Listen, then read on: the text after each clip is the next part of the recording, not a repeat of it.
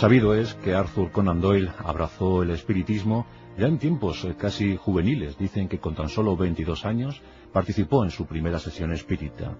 Ese espíritu lo mantuvo durante muchos años y finalmente en 1916 declaraba a la revista Life que él era espiritista, que abandonaba las prácticas católicas para adentrarse con decisión en el mundo de los espíritus. Creía firmemente en ese mundo espiritual, participó en sociedades científicas británicas muy en boga en aquellos tiempos decimonónicos, a caballo entre el siglo XIX y el siglo XX, y desde luego los espíritus eran su auténtica, su real, su acreditada religión. De hecho, cuando falleció el 7 de julio de 1930, tras 71 años de asombrosa aventura, ordenó o dejó escrito que en su lápida no figurase la fecha de esa muerte, la fecha del óbito, pues pensaba que la muerte no existía.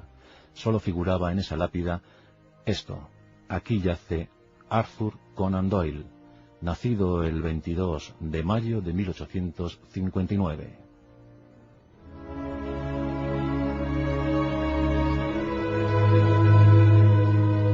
Y para finalizar ese epitafio, pues una frase rotunda que definía su gran biografía: temple de acero, rectitud de espada.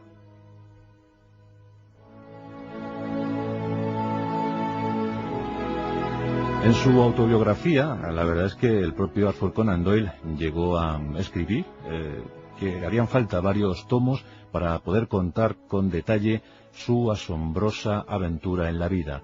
Y a fe que no faltaron acontecimientos, a fe que no faltaron circunstancias para dar razón a ese escrito, a esa afirmación. Arthur Conan Doyle nació en Edimburgo, Escocia, ese 22 de mayo de 1859. Eran tiempos victorianos, tiempos de conquista, tiempos imperiales. Ese imperio en el que él tanto creyó, al igual que otros autores coetáneos suyos como Rudyard Kipling. Lo cierto es que Arthur Conan Doyle siempre se distinguió por esa defensa enconada, esa defensa encendida del imperio británico, el gran emanador de cultura, el gran emanador de civilización desde la metrópoli londinense, una especie de nueva Roma, de nuevo imperio romano, pero trasladado a los tiempos de la reina Victoria. Y vino al mundo en el seno de una familia acomodada, una familia de artistas, de burgueses. En ese clan todos habían prosperado menos el padre, Charles Doyle. Charles Doyle era un hombre pues atenazado por la depresión, imbuido en un alcoholismo frenético, y de hecho acabó sus días en un asilo, recogido. Intentó escapar en varias ocasiones, pero desde luego podemos decir que era la oveja negra de la familia. A él siempre le fue mal, siempre le fue mal. Y su mujer, Mary Foley, apenas podía seguir los dictados, los desaires, los devenires de su marido. Pero bueno, la prole intentó crecer, y sobre todo con el mecenazgo de algunos personajes fundamentales para los primeros años de Arthur Conan Doyle.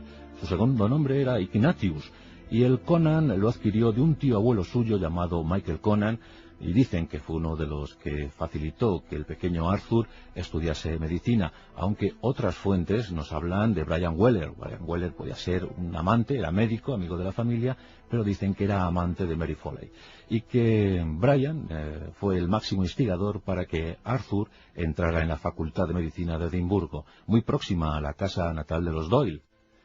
Lo cierto es que si fue Brian o si fue el tíito Michael Conan, no lo sabemos, pero sí que podemos contar que Arthur muy pronto recibió una educación, una estricta educación espartana. Con tan solo 11 años ingresó en un colegio de jesuitas, la familia era católica, y allí empezó a instruirse y a aprender idiomas como el francés y el alemán, muy versado en esas lenguas, y que le vendrían muy bien para sus futuros viajes.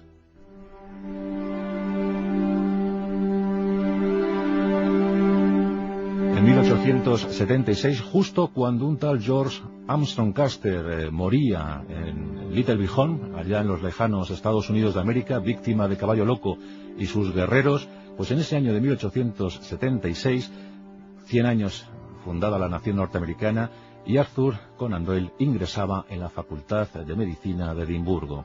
Y allí iba a cursar durante 4 años esta carrera que le acompañaría buena parte de su vida y que dio sentido seguramente a su vocación literaria, como luego explicaremos. En esa facultad había ímprobos estudiantes y grandes magísteres, grandes educantes. Uno de ellos se llamaba Joseph Bell. Cuentan que el doctor Bell intentaba inculcar en sus alumnos pues el método deductivo, que no se fiasen de la primera apariencia, que no se dejasen llevar nunca por un primer diagnóstico, que escrutasen al enfermo, al paciente, y que supiesen leer entre líneas, que seguramente gracias a ese método deductivo llegaría la solución para múltiples enfermedades. Arthur Conan Doyle tomó muy buena nota de estas instrucciones de su querido doctor Bell, y dicen que el propio doctor Bell fue la figura inspiradora para la creación de Sherlock Holmes, un hombre que también se basaba en el método deductivo, que era un detective extraordinario, pero que sin duda algunas esas apreciaciones, a veces subyacentes, a veces un poco desapercibidas, eran las que luego daban sentido al gran caso y que acababan siempre en una resolución feliz para este brillante detective, fruto de la imaginación de Arthur Conan Doyle. En 1880 terminó la carrera y como era un hombre de mente inquieta, un hombre de alma aventurera, se embarcó, y eso sí, se embarcó en diferentes navíos, uno de ellos un ballenero groenlandés, y con ellos, en calidad de médico, viajó al Ártico. También en otro barco fue a las latitudes africanas, donde estuvo a punto de fallecer víctima de un naufragio. Un hombre siempre sometido a los avatares de la historia, y siempre con suerte. Decían que tenía baraca, que tenía la facultad de escapar de los más difíciles peligros. Pero embarcado como médico estuvo un tiempo, unos años. Finalmente se cansó de tanto trasiego marinero y decidió establecerse en su Reino Unido, en su querido Reino Unido. En Saxi montó una consulta que a decir verdad no le fue nada bien. Los pacientes no abundaban, no se fiaban de aquel joven pero comprometido galeno y no visitaban esa consulta. En los tiempos perdidos en los que el joven doctor Conan Doyle intentaba pescar a algún paciente, pues en esos tiempos perdidos, esos tiempos de asueto, de ocio, empezó a crear, empezó a imaginar y sobre todo empezó a sospechar que la literatura, su auténtica vocación, junto a la medicina, le podría proporcionar algunos beneficios. Y surgieron las primeras obras que, bien es cierto, no fueron de hondo calado entre la crítica y el público, apenas se vendieron. Lo que sí llegó en este tiempo fue su boda, su primera boda con Mary Louise Hopkins, con la que tuvo 2 hijos. Un matrimonio feliz, siempre unido, a pesar, eso sí, de la tuberculosis que contrajo Mary Louise nada más casarse con Arthur. Arthur fue fiel durante unos años a Mary Louise y a pesar del amor que tuvo años después con Jane Leakey, pues no quiso dejar abandonar a su mujer enferma y siempre estuvo a los pies de su cama, siempre la estuvo cuidando, siempre la estuvo llevando pues a clínicas, a sanatorios, incluso en Suiza, donde, por cierto, Arthur Conan Doyle se consagró como uno de los introductores del esquí. Hasta entonces, hasta finales del siglo XIX, el esquí estaba mal visto. Él lo había comprobado cómo se practicaba en Noruega y quiso llevar esa afición a las tablas, esa cuestión de deslizarse por la nieve, a pesar de lo rudimentario entonces de la práctica del esquí, pero él quiso llevar ese esquí a Suiza y aquí lanzó uno de sus célebres vaticinios. Dijo Arthur Conan Doyle, cuando era apenas el único esquiador que se deslizaba por las lomas, por los montes suizos, dijo: algún día, cientos de ingleses vendrán a esquiar a Suiza.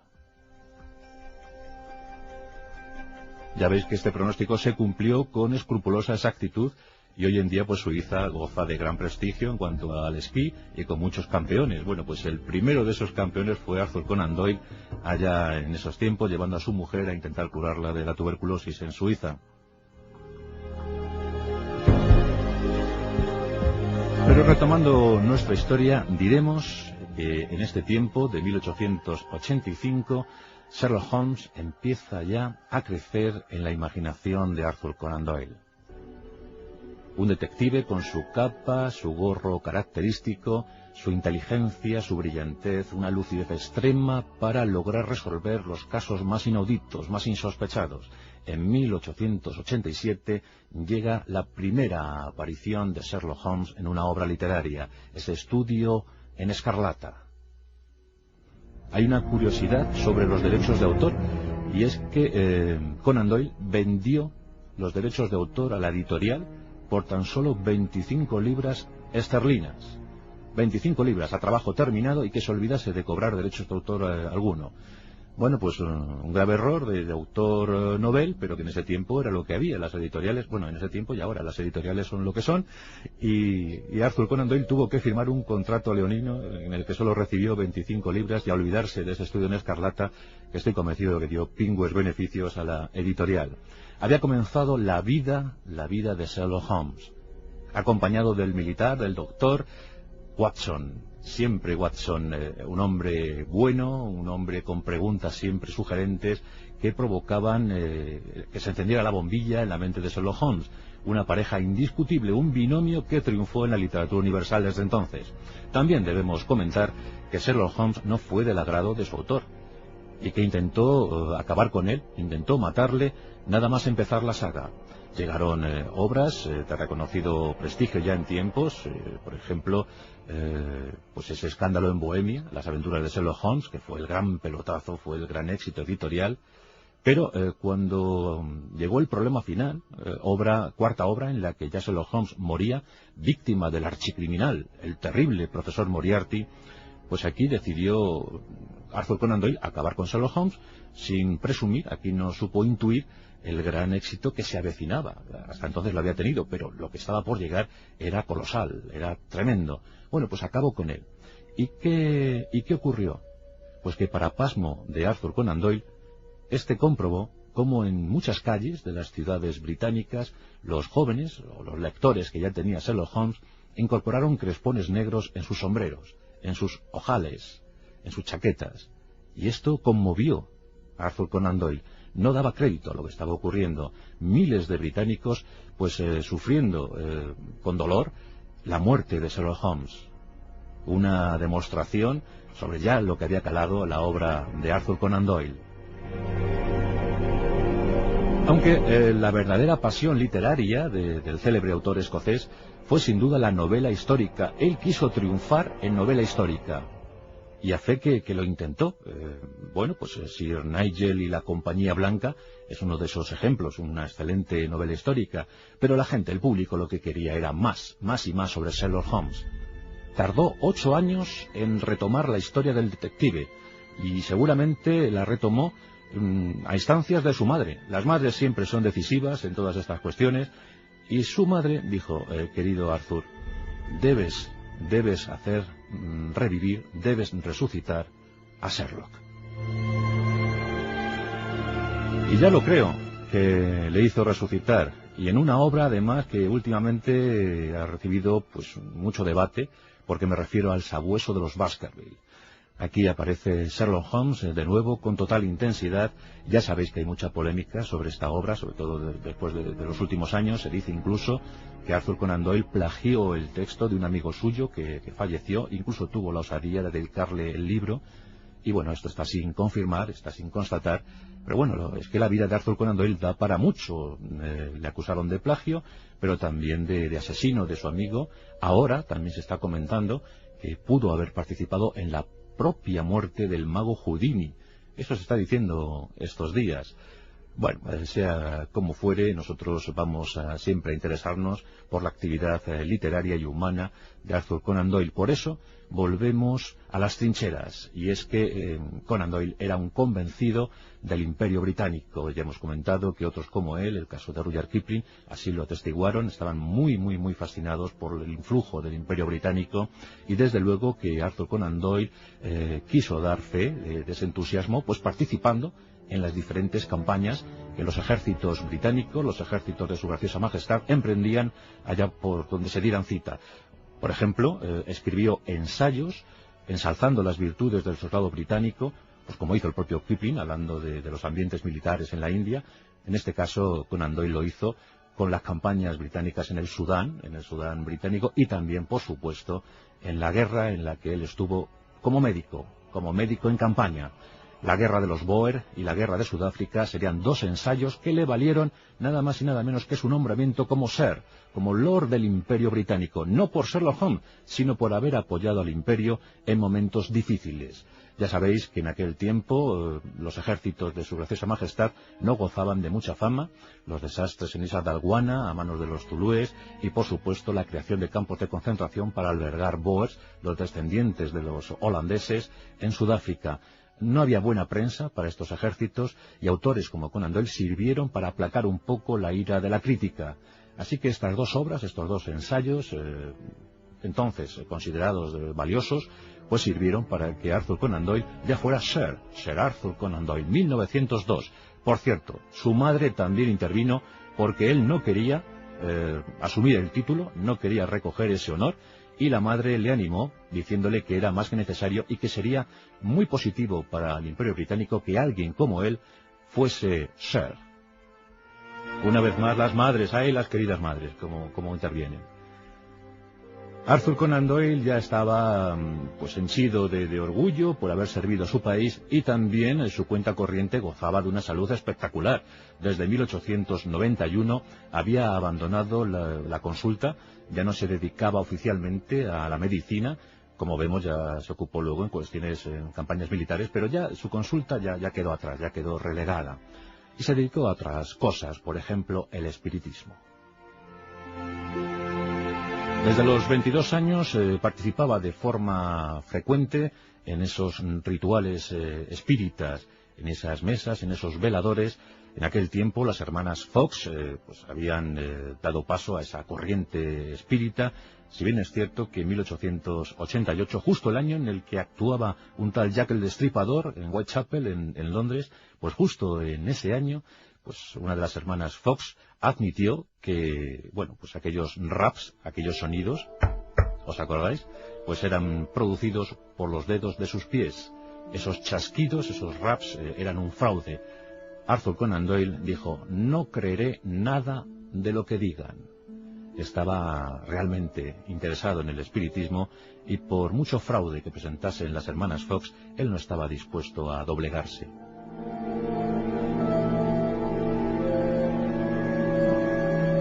Estalló la Primera Guerra Mundial y él quiso participar como médico.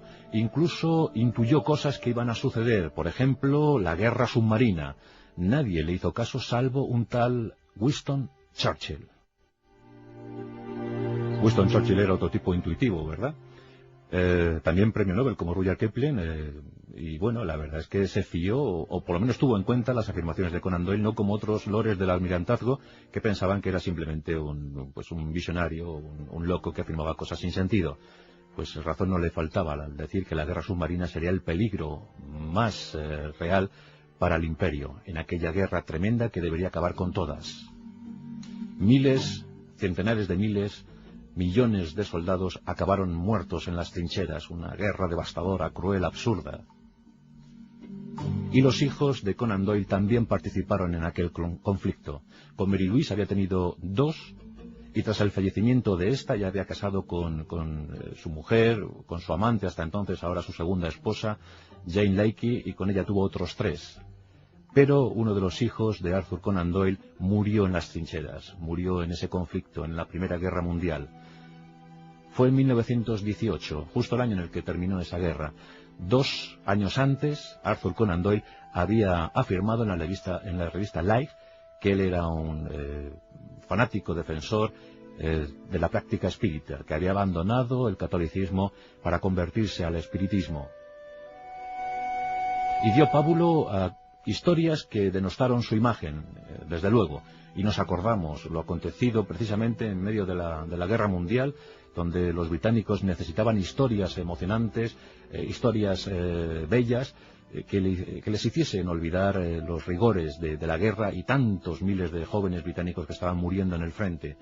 Bueno, pues aquí llegó la historia de las hadas. Unas jóvenes afirmaron haber fotografiado hadas. 5 imágenes. Se nos presentaban esas hadas, esos seres féricos, en situaciones ensoñadoras. Y Arthur Conan Doyle dio pábulo, dio sentido a esa historia. Se aferró, quiso aferrarse a esa historia de las hadas de Canterbury. Y publicó un libro que posteriormente pues, se volvería en su contra al comprobarse que esto fue un simple fraude. Fue un montaje en el que cayó Arthur Conan Doyle, como en tantos casos. Arthur Conan Doyle, como estaba tan convencido, estaba tan creído de este mundo espiritual, este mundo paranormal, pues cayó con demasiada frecuencia en estos errores, en estos fraudes, bueno, una situación rara. Harry Price, que fue uno de los desmontadores oficiales de estos asuntos paranormales, llegó a decir, tras una conversación con Arthur Conan Doyle, es un genio inmenso, es un talento inabordable, pero tiene corazón de niño. Arthur Conan Doyle llegó a presidir incluso un congreso espírita en París, a tal punto llegaba su fe en estas cuestiones, en estos asuntos, y mientras tanto seguían llegando relatos de Sherlock Holmes, hasta más de 68 narraciones donde se recogían las aventuras de Sherlock Holmes. El autor escocés era también un gran seguidor de Edgar Allan Poe, cómo no, igual que Julio Verne. ¿Os acordáis cuando hablábamos de Julio Verne? Que quiso pues rendir homenaje al autor norteamericano, a Edgar Allan Poe, que tan joven murió, con 40 años tan solo, pero quiso rendir homenaje con una suerte de relatos viajeros llamados viajes extraordinarios, pues emulando a sus narraciones extraordinarias. Bueno, pues yo creo que Arthur Conan Doyle también quiso rendir homenaje a Edgar Allan Poe en su Sherlock Holmes. Edgar Allan Poe era el gran maestro del terror y del misterio, pero Arthur Conan Doyle, para diferenciarse, lo que hizo fue hablar de detectives, novela detectivesca, novela policíaca, el gran detective, el gran indagador, el gran escrutador de seres humanos, de almas, Sherlock Holmes. En 68 aventuras fascinó a propios y ajenos. Fue algo tremendo, algo que dio mucho placer, mucha gloria al Reino Unido. Pero llegaron otros personajes de su cuño, por ejemplo, el tremendo, el excéntrico profesor Challenger. ¿Os acordáis del Mundo Perdido, la primera gran novela sobre dinosaurios? Esa llanura en Sudamérica llena de bestias prehistóricas, de mastodontes, pretéritos de otros tiempos que habían sobrevivido al paso de los siglos, y que ahora el profesor Challenger, con un grupo de acompañantes maravilloso, pues daba sentido y descubrimiento. El profesor Challenger también hizo de las suyas. Bueno, los ensayos, las poesías, las novelas históricas, una colección de tomos dedicados a la actuación británica en la Primera Guerra Mundial. La verdad es que de todo hubo, una propia autobiografía y muchas sensaciones albergadas en su mente inquieta, su mente abierta a todo. El hombre que quiso saberlo todo, un hombre sin duda alguna renacentista, experto en el esquí, marinero, soldado, médico, escritor, y ante todo un talento vivo, ingenioso. Falleció el 7 de julio de 1930 con 71 años de edad, víctima de un infarto al corazón. Era un corazón demasiado grande y no pudo sobrevivir a tantas emociones acumuladas durante tantos años. Sir Arthur Conan Doyle, y como digo, en su lápida ese lema se nos antoja más que apropiado. Temple de acero, rectitud de espada. El conservador, el genial, el brillante, el deductivo, Sir Arthur Ignatius Conan Doyle. Una de nuestras referencias literarias más claras, y desde luego marcó la pauta a seguir para otros como él, que retomaron las actividades de Sherlock Holmes en nombre de otros personajes, otras creaciones, pero con ese estilo inconfundible que se vio reflejado en tantos escritos. Hoy le rendimos homenaje en nuestros pasajes de la historia. Arthur Conan Doyle.